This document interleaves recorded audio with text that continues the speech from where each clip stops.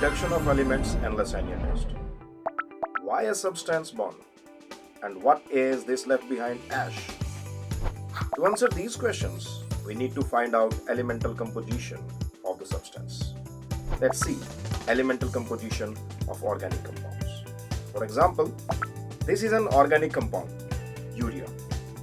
The elemental composition of urea is carbon, hydrogen, oxygen and nitrogen. But how we come to know about this?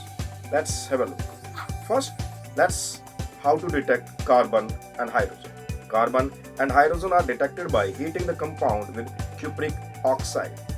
Carbon present in the compound is oxidized to carbon dioxide, which is tested by lime water, which develops the turbidity. If we have a look to the reaction is like carbon combines with cupric oxide to evolve carbon dioxide. This carbon dioxide reacts with calcium hydroxide to form calcium carbonate, which is clearly visible in turbid form. While if we have a look for the detection of hydrogen reacts with cupric oxide to give water molecule. When this water molecule comes in contact with copper sulfate anhydrous, which is white in color, with water it will develop a blue color. This is what and this is how we can detect carbon and hydrogen qualitatively. Let's have a look for the detection of other elements. To detect other elements like sulfur, nitrogen and halogens, those are also known as hetero elements or hetero atoms. We need to prepare sodium extract or Lassaigne extract. This is the schematic of preparation of sodium extract. The pure sodium metal is heated with organic compound in ignition tube, like it is visible in the picture. Then this ignition tube is broken down in water, and this water is boiled to prepare a concentrated extract of sodium with organic compound, which is then further filtered out to perform the further reaction. Now, what is happening with sodium and organic compound when we are heating it in ignition tube? Like we can have a look in the reaction. If nitrogen is present in an organic compound, it will form NaCN with sodium. If sulfur is present, it will give you Na2S.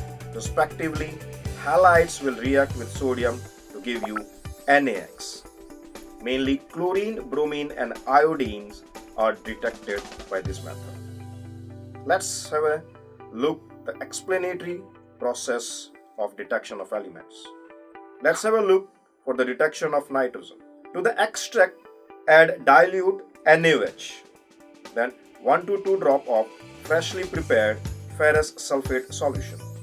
Then the content is boiled, cooled and acidified with dilute hydrochloric acid, and add 1 to 2 drops of ferric chloride.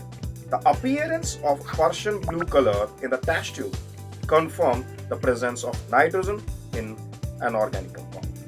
While for the detection of sulfur, the sodium extract is treated with acetic acid followed by addition of lead acetate, and if black precipitate develops in the test tube, it confirms the presence of sulfur. Let's have a look for the detection of halogens. To the sodium extract, few drop of nitric acid is added, boiled, cooled and finally few drop of silver nitrate solution is added. Here we may get different results. For example, if extract develops white precipitate which is soluble in ammonia, it confirms presence of chlorine.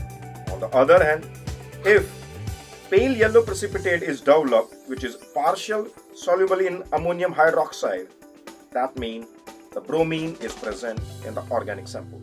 For iodine, we will get yellow precipitate and which is insoluble in ammonium hydroxide.